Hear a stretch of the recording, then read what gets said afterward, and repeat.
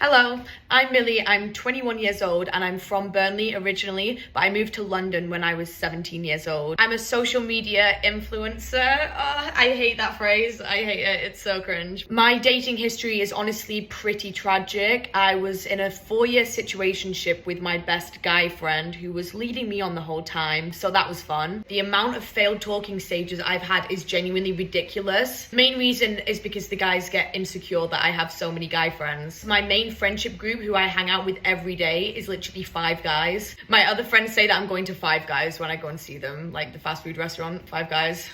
It's not that funny, is it, really? I feel like that's the biggest downfall in my dating life, is that my type is bad boys, because I think that I can fix them and change them, and I'll be the one to change everything for them, and I'll fix them. I just feel like I need something like Love Island, where I will genuinely meet the man of my dreams, because I believe that fate will come into it as well. And then I can just stop going for toxic bad guys that treat me like a doormat. But then at the same time, I don't know if I'm the problem, and I will get bored if it's healthy. I just hope there's hope for me out there, to be honest. Well, hi guys, welcome to my Love Island video. I feel like this is so random, me just posting this video, but ITV Studio Castings DM'd me about a month ago about a show where it's like to do with hot new singles going on an island. I read it and was like, is this Love Island? Surely not. Had a call with her, it was. I've gone through like 5 stages of auditions and this is the final one where I'm about to go and meet the executive producers in person and audition. Hello, I thought I'd come on here and give you guys a bit more context for this video. So it's a bit all over the place. I took the clips very sporadically at different times, just when I found out that I got through to the next round, the audition day, the final stage. Make sure you watch the whole video before you comment though. You have to watch the whole video for it to actually come together and be a story, you know? I didn't film or record my first 3 Zoom call auditions because I really didn't think that I was going to get very far at all. I didn't get my hopes up, so I didn't start filming this video until things started looking kind of optimistic. Also, I just want to say subscribe if you haven't already. My life is just very weird and random. My last video was my car getting smashed into and getting everything stolen. So if you like reality TV shows, my YouTube channel is basically that. I have the best luck in life, but then also the worst luck at the same time. Kind of goes hand in hand, I guess. The clip you were just watching is me going to the final stage of the audition process. This was the last hurdle. The only thing left after that is for ITV to give me a call and say, yes, congrats, you're going into the villa, or no. I just want to say my ego loved the fact that I made it to the final audition stage of Love Island. Like, I did not think I was bad enough to go on that kind of show, but hey, I'll take it, I'll take it. I realized that no one's ever posted a video properly explaining the Love Island audition process, or at least not live, like vlogging the whole experience or anything. So I just wanted to post it just so you guys could get an inside look at what goes on and what goes down. I also just want to say ITV are absolutely amazing in the way that they treated me and like got me from A to B and kept me updated with everything. Like how they worked as a company was absolutely unreal. They did everything perfectly. But yeah, here's me taking you along with me to the final audition stage. I filled out so many applications, gone through a medical assessment, filled out a criminal record check. Like there's so many things I've gone into it. I had Zoom interviews and auditions, and it's come down to this. So I just got a message from someone who works for ITV. I don't know if it's good news or bad news, but oh no, my phone. I did the audition yesterday. I thought I had to wait until November to find out.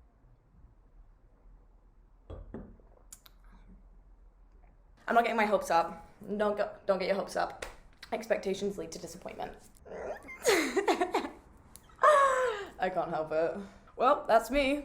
Oh, I just had a horrible thought of me watching it back if I didn't get through and just seeing this clip and being like, oh, that's so sad. But I have to do this just in case, you know, I'm a YouTuber anyway. It's in the blood. Well, this is my outfit. Here we go. Pop you down there. Don't mind the rubbish bags in the background and the bottle of vodka. I needed some confidence before the audition. Okay, this is my outfit. I'm wearing a bodycon, kind of very slightly see-through mesh material. The reason why I'm wearing this is because I was just in Italy for Carmi's birthday and I was walking outside and Jacob and Ruben, my 2 friends, looked at me and said, you literally look like you're walking into the Love Island villa. So I took that as a sign. And this is what I'm wearing.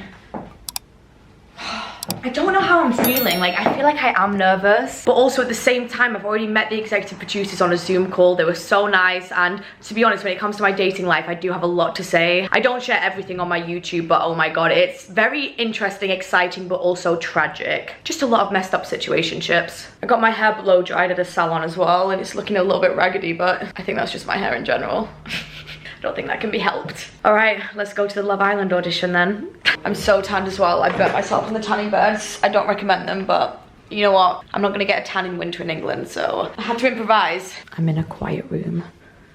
This is like a holding center.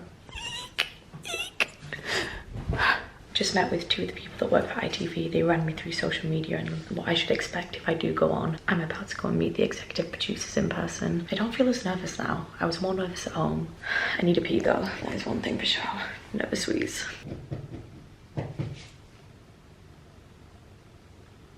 Hello, another little context clip. So basically after the audition, I felt like it went really well. I didn't film anything. I must have just completely forgot. My head was a bit scrambled and all over the place. But before I met with the executive producers, I met with 2 girls. I was sat in front of this huge camera. They did like a full body shot of me. I had to spin and stuff like that. And I was like, oh, my insecurities are really coming out right now. But you know what? I'm a twirl. If you tell me to twirl, I'll twirl. I will throw it back as well. I'll do whatever. But I met 2 girls that work for ITV before the executive producers, and they were similar audition vibes. Like the girls asked me the same questions as the executive producers, but I'm guessing it was 2 different perspectives. Like the 2 girls then talk to the executive producers and come to a conclusion as to who they think fits for the show or whatnot. But I got on so well with the 2 girls. Like they were asking me about my dating life. I was laughing with them. Like we were just relating over guys and just how unlucky we are, or not unlucky, but just bad taste in men. I think that is what my problem is, very bad taste in men. I think I realized I go for emotionally unavailable men because I don't actually want a relationship, but I like the excitement of relationship themes in my life. Like I've been in one relationship my whole life, but I feel like I've gone through 4 breakups. I heard another girl speak about her Love Island audition on YouTube, and she said that she was in a room with like 12 other girls and they were all waiting to audition.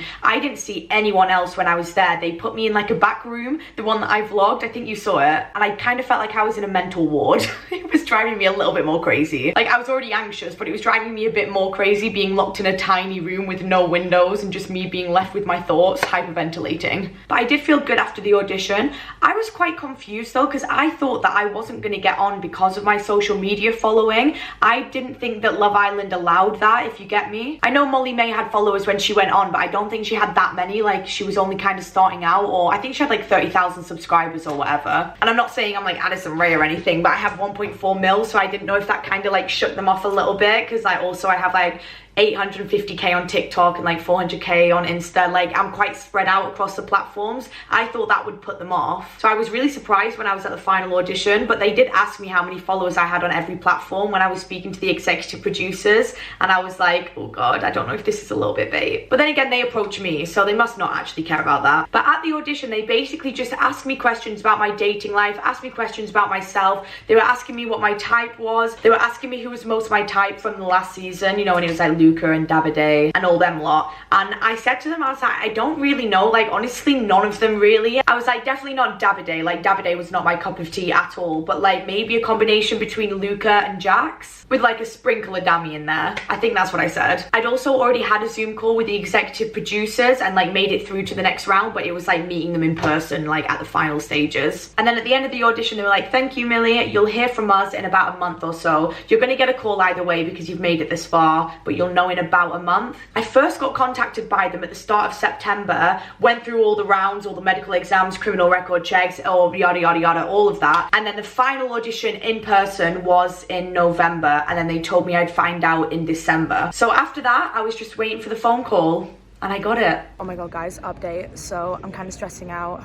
I'm nervous, I'm a bit worried, honestly. I was literally just out for lunch with my management and I get a text saying it's a girl from ITV and to give her a call back. So I think I'm about to find out if I got it or not. I'm really, really scared, but it's fine.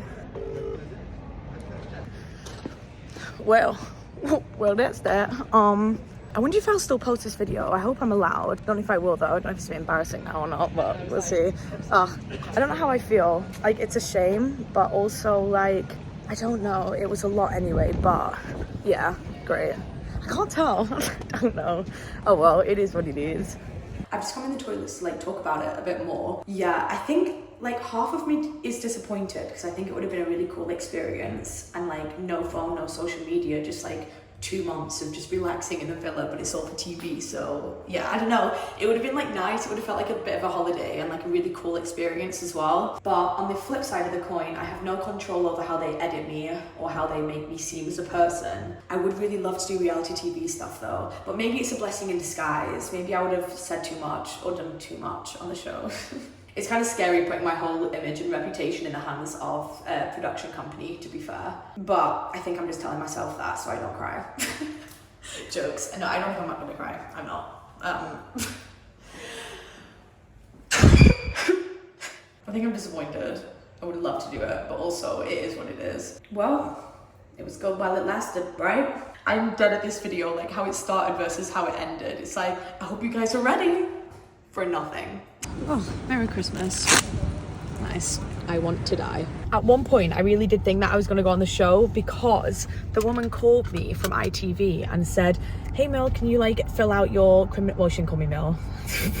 We weren't on that level. She goes, hey, Millie, can you fill out your criminal record check, please? And I was like, yeah. She was like, by the way, things are looking really good for you. I'm not really allowed to say that, but I just thought I'd let you know to brighten your Friday. But when she said that, I was like, oh my God, like things are looking really good for me. Like, what? They were calling me all the time as well, like trying to remind me to fill stuff out as if they really wanted me to like get the application process done. And I stumbled at the last hurdle. Bloody hell. Oh my God, but then I'm thinking if she rang me and said that I was going on, I would be hyperventilating right now. Like I'd be like, oh my God, guys, I'm going on, like that's crazy. The thought of going on did scare me, but I was willing to do it. I don't know how I feel. Some parts of me are like, well, Millie, did you want to be known as a Love Islander? Like you've built your platform for so long. Like, so I sat and I thought, and I came to the conclusion that I don't give a fuck. Like call me a Love Islander, like I don't care. But yeah, I'm just gonna go cry myself to sleep now. But it was really fun chatting with you guys. I wanted to go on. I did. I wanted to go on. I'm not even gonna lie. What have I been talking about? I want to go on. I've also just had like a really shit week in general. You know, it's like the 2-year anniversary of my mum's death this week. And also I hate Christmas time. And this is just something that could have picked me up off my feet a little bit more, you know, just made me a bit happy, but no, just came and kicked my legs from underneath me and was like, die bitch. But yeah guys, I don't know how I feel. I think fundamentally why I'm not that mad is because in the first place I'm really grateful for having you guys and like a following in general, and I'm not actually just saying that to be like cringe, like I mean that. Also, I don't know how likely it would have been that I found love on Love Island. Like how I catch feelings is very weird. It has to be very deep and I have to feel like I know your soul kind of vibe. So I don't know how that would work on a TV show, but then I would have expected fate to come into it and then actually give me my soulmate on the show. But no, might as well forget all that because bitch, you ain't even going on. Oh, the time's 222. That means it's a sign that I shouldn't have gone on the show because it wasn't meant for me and the universe is putting me on the right path in life. But if you guys wanted to see me on Love Island, tweet ITV.